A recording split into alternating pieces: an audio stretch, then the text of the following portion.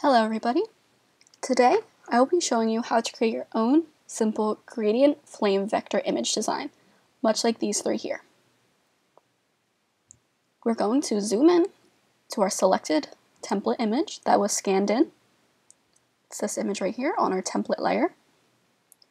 And we're going to take our pen tool and begin outlining the first flame image.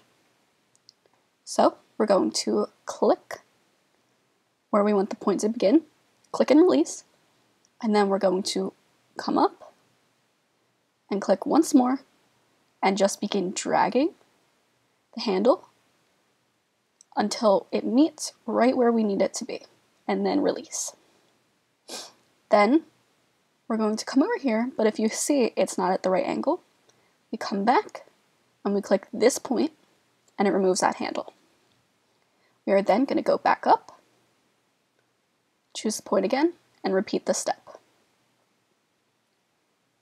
And then now we can come up, and we don't have to remove this handle this time because we actually get a good point of bending from where we are. I'm going to click once more, and here, once again, and we're just going to stretch it to where it needs to be. Now this one might be a little tricky. So, we want a sharp corner here, and what we have right now, it's curving, and it won't meet where we need it to be. So once again, we're going to click at this point, and it releases that handle, and now we have a sharp edge that we can work with. We're going to click and curve. If we see that it's not quite working, we can just release and hit Command Z, or if we want, we can go to File or Edit, Undo Pen, and we have it back to where we were. So we're going to just continue this process until we get it where it needs to be. And see, I have this little sharp edge here. So we're going to come back, going to remove that, and we're going to hold down and go to the Delete Anchor Point tool under the pen tool. We're just going to click, and then we're set back up to this point.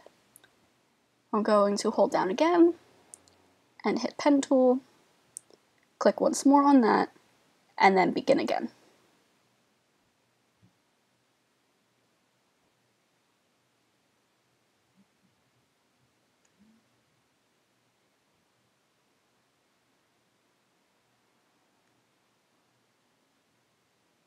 Remember to make sure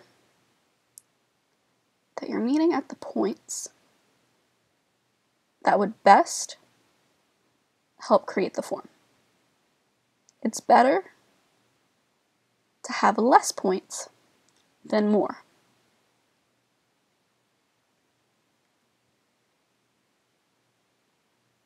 But sometimes, with more complicated shapes like this, it's better to have more points to get the right shape.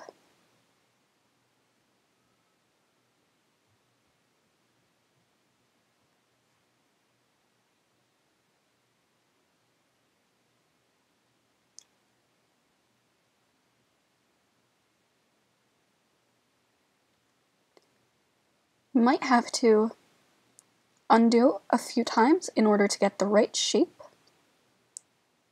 but that's fine. We will just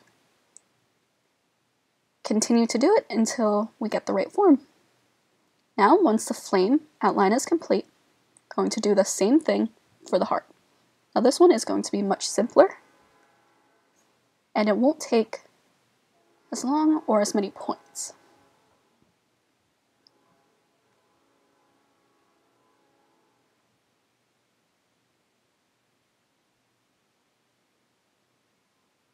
Remember to click that anchor point in order to get the sharp corner.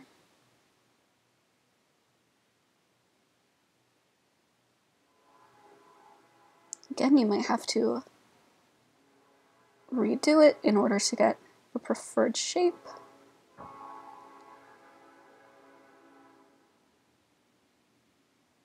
And then there you go.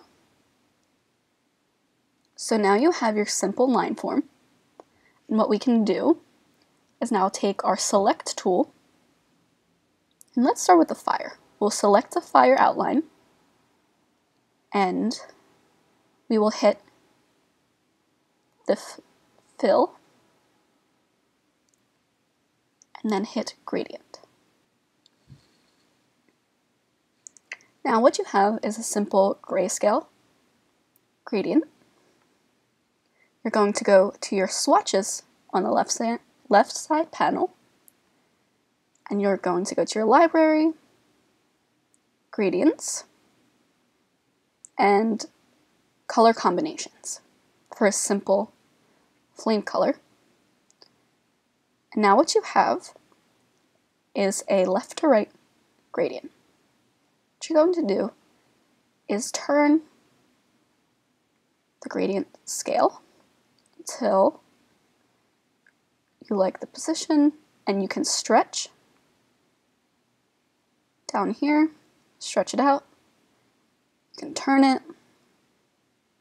Now along here, as well as in your gradient panel, you have these little keys that can move along where you want the color. You can continue to do this until you get just right how you want your gradient to be.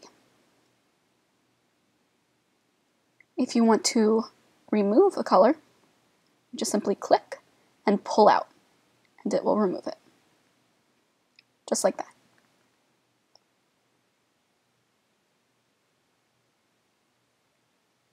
I want all the flames tips to be lighter, so I'm going to rotate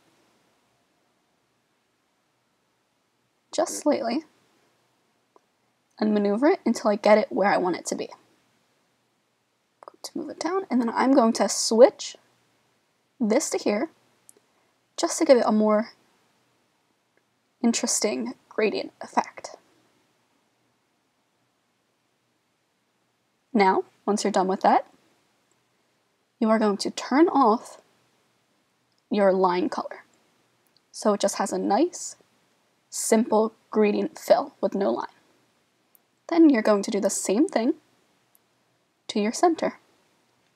I'm going to hit gradient. See, now since we were clicked on this, our stroke box, it turned our outline into a gradient. So we're going to turn that off and click onto our fill, and then hit gradient.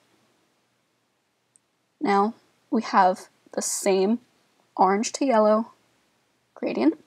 So we're going to go back to our swatches and click one of our swatches, or we can go into our library, search again, but I'm going to use this nice pomegranate color. We're going to hit our gradient, and once again, going to do it how we like, switch it up. I want the darkest color to be from the bottom and it to get lighter, so I'm going to keep it at the point. I'm going to remove this color, and then move this up. I'm going to separate this highlight just slightly, so it's not as harsh. Actually, I think I'm going to remove it, move this down, just to give it a nicer, subtle touch.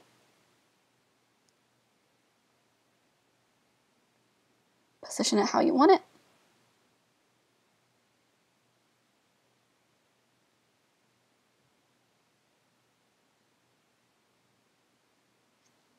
And then we're done. Now we're going to hit Shift and click on both of our images, and still holding down Shift, we're going to stretch it out until it fits this oval, just like how the other images fill the space. Once you're done, you can zoom out and see your finished project. Well guys, that is the simplest way to make a vector gradient image, and I hope that helps.